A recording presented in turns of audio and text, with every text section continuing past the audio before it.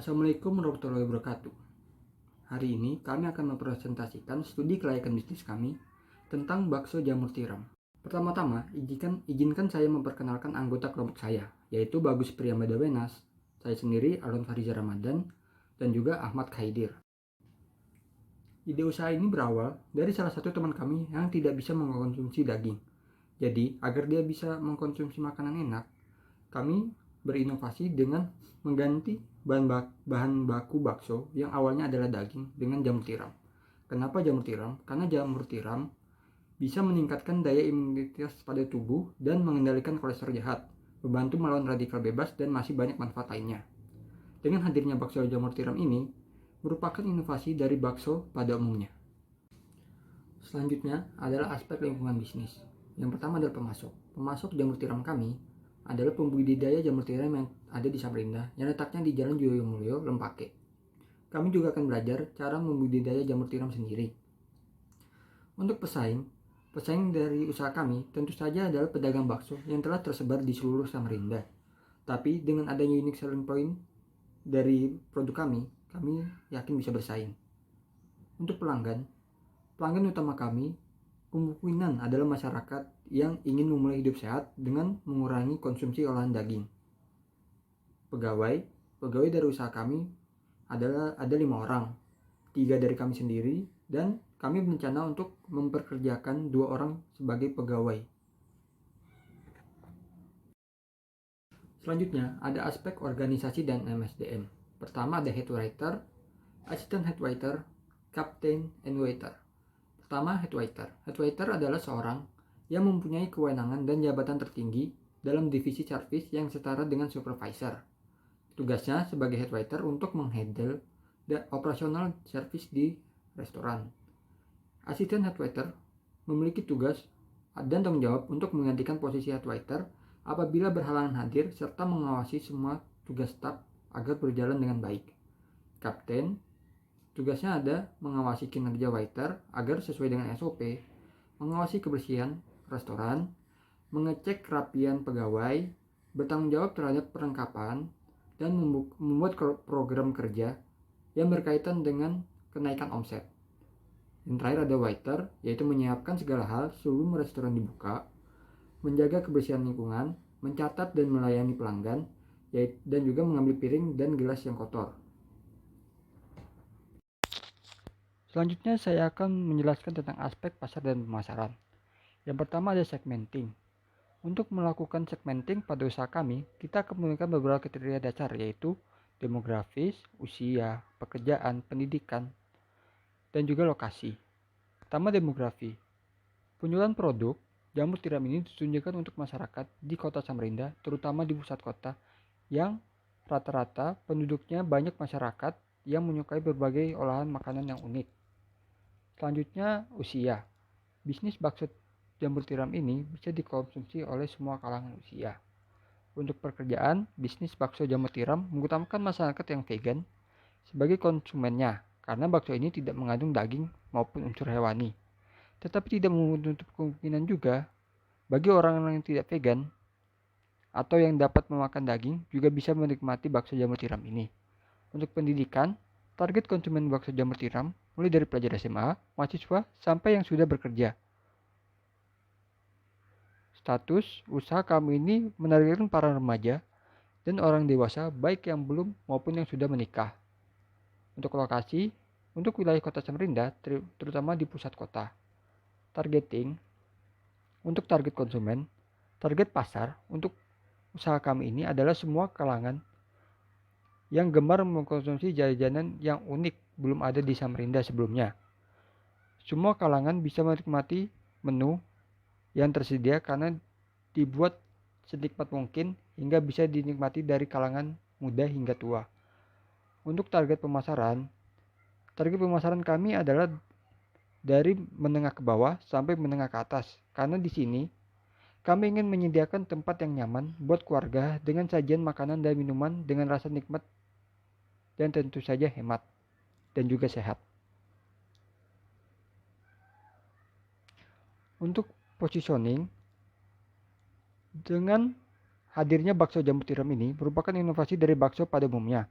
Mungkin ada sebagian yang merasa bosan dengan bakso daging. Masyarakat bisa mencicipi olahan bakso jamur tiram ini.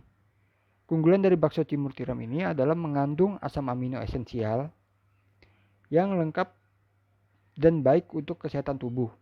Adapun manfaat dari jamur tiram adalah bisa mengendalikan kolesterol jahat dan bisa meningkatkan daya tahan tubuh, membantu melawan radikal bebas, dan masih banyak manfaat lainnya. Selanjutnya aspek pasar dan pemasaran 7P. Yang pertama produk, yaitu bakso jamur tiram kami. Price yang berkisar harganya sekitar 10.000. Place, yaitu tempatnya di pusat kota. Promotion, kami menggunakan media sosial seperti Instagram dan Facebook. Proses yang akan dijelaskan di aspek teknis produksi.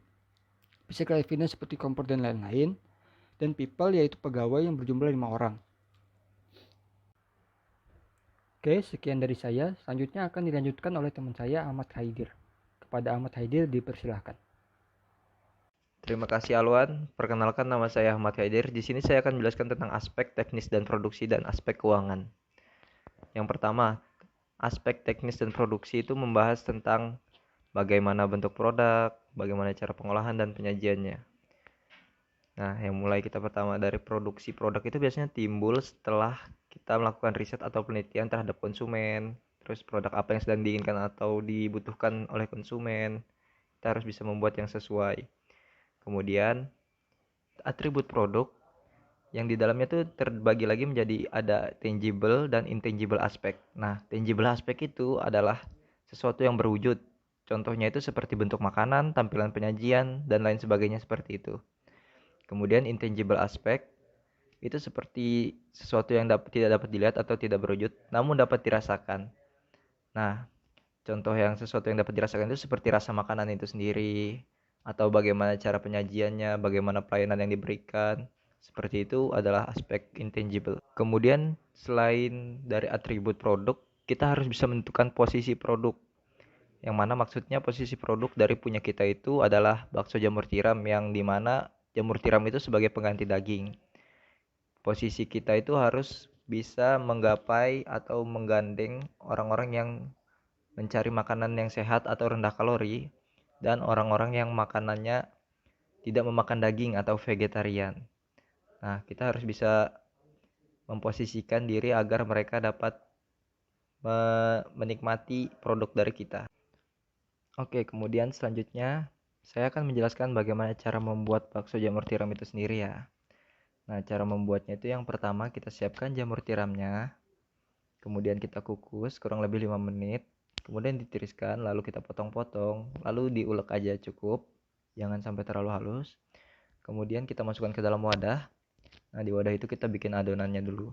Adonannya itu dikasih tepung sagu atau tepung aci juga boleh. Kemudian putih telur, bawang putih halus, garam, lada bubuk, penyedap rasa, dan kaldu rasa jamur boleh. Kemudian aduk semuanya hingga tercampur merata ya. Boleh ditambahin tepung sagu kalau yang suka kenyal. Terus kemudian kita didihkan air untuk nanti kita rebus adonan yang tadi. Kemudian adonan tadi kita campurkan dengan bahan baku utama kita, jamur tiram. Kalau sudah kita bulat-bulatin, kita masukin ke dalam air yang sudah mendidih. Terus kita siapkan kuahnya lagi. Nah, kuahnya ini terdiri dari air, bawang putih goreng, lada bubuk, kaldu bubuk atau bubuk instan kuah bakso, daun bawang, kemudian itu saja. Terus untuk disajikannya kita masukkan mie kuning, bihun rebus, dan bawang merah goreng, dan daun bawang dan seledri. Nah, untuk penyajiannya nanti kita siapkan mangkuk berisi bahan lengkap yang sudah saya sebutkan sebelumnya, yaitu mie kuning, bihun putih, bawang merah goreng, dan daun seledri. Terus kita kasih pemanisnya seperti saus, kecap, dan lombok gitu atau jeruk nipis. Seperti itu. Nah, kemudian kita masuk ke dalam aspek keuangan. Aspek keuangan ini terdiri dari kejadian-kejadian di masa yang akan datang atau proyeksi tersebut. Kemudian ada laporan keuangan, laporan laba rugi, dan arus kas. Nah, gunanya aspek keuangan ini apa sih? Aspek keuangan ini gunanya untuk mengetahui profit atau keuntungan atau laba dari perusahaan tersebut. Apa saja yang akan kita gunakan atau kita beli, ini ada disediakan di dalam PowerPoint atau presentasi atau tabel dari kami. Nah, setelah terkumpul biaya tersebut, kita akan bisa mengetahui harusnya kita jual berapa per porsinya. Nah, kalau dari saya, ini kami jual 10.000 per porsi. Kemudian kita punya target 100 porsi sehari. Dengan harga 10.000 per porsi, terus harga 100 porsi sehari, kita akan mendapatkan keuntungan sebanyak 1 juta. Nah, itu masih laba kotor atau bruto. Dalam 1 bulan atau 30 hari kita akan mendapat keuntungan 30 juta. Kemudian dari total pendapatan kita kurangi dengan total biaya, akan menjadi keuntungan atau laba bersih kita. Itu berupa neto. Kalau di sini dari kami total pendapatannya itu senilai 30 juta, kemudian total biayanya ada 21 juta 930, dan yang akan jadi keuntungan atau laba bersih kita itu sebesar 8.070.000. Sekian dari saya. Selanjutnya akan dilanjutkan oleh Bagus.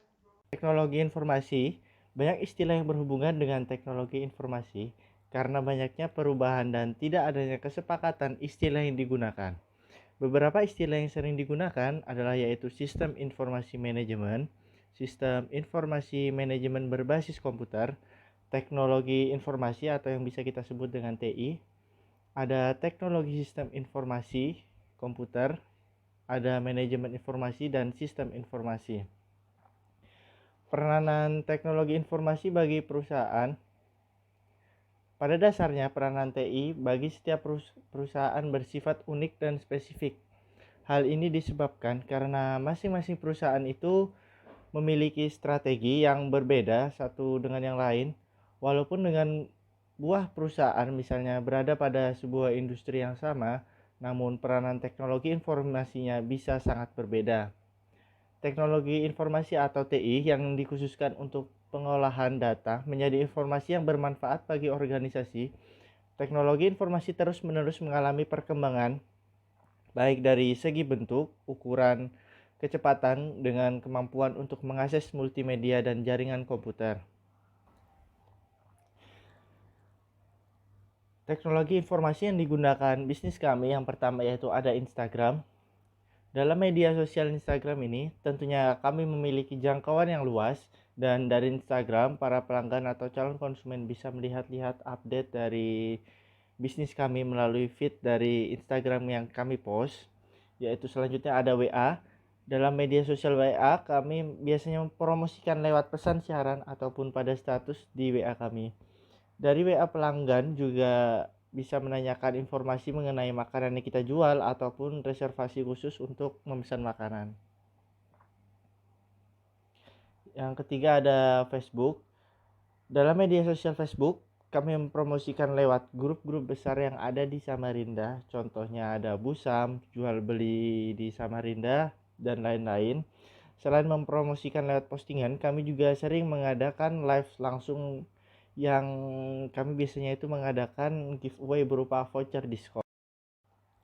Selanjutnya yaitu ada resiko. Yang pertama pengertian resiko. Resiko berasal dari bahasa Inggris atau risk yang berarti kegagalan, hambatan, ataupun kendala. Secara umum resiko adalah keadaan yang bisa bersifat ketidakpastian dan bisa juga bersifat kepastian yang dapat dikalkulasi secara kuantitatif. Kuncinya adalah seberapa sempurna seorang mendapatkan informasi. Semakin banyaknya informasi yang kita dapatkan, maka akan semakin akurat perhitungan besar kecilnya resiko yang akan kita hadapi tersebut.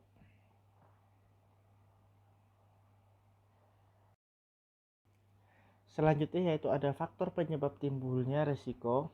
Yang pertama adanya perubahan lingkungan dan global, sosial dan ekonomi, persaingan, gaya hidup, tren pasar, teknologi, budaya, peraturan pemerintah, dan lain-lain. Selanjutnya ada cara mengidentifikasi resiko. Mengidentifikasi resiko merupakan hal yang penting yang harus diidentifikasi oleh seorang wirausahawan agar dapat meminimalkan resiko yang terjadi di usahanya ke depan.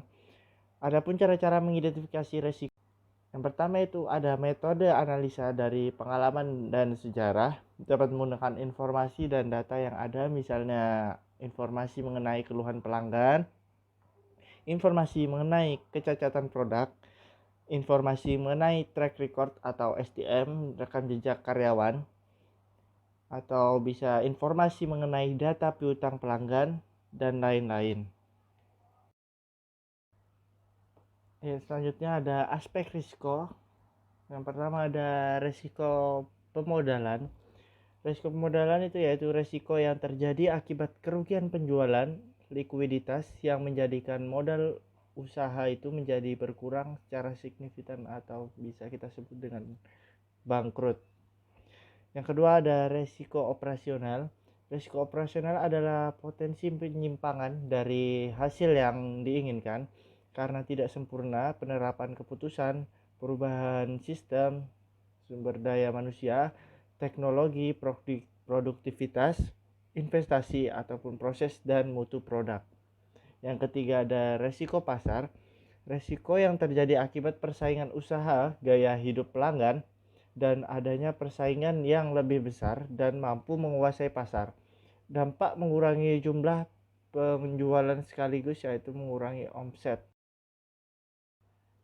Yaitu ada risiko keuangan, risiko yang terjadi dan berdampak pada kerugian dalam aspek keuangan perusahaan. Jika suatu perusahaan hanya tergantung pada satu supplier, maka itu sangatlah berbahaya dalam operasional perusahaan. Karena jika supplier tersebut kehabisan stok bahan baku yang kita butuhkan, ataupun mungkin supplier tersebut sewenang-wenang terhadap perusahaan kita, maka akan menghambat berjalannya proses produksi dalam perusahaan kita itu.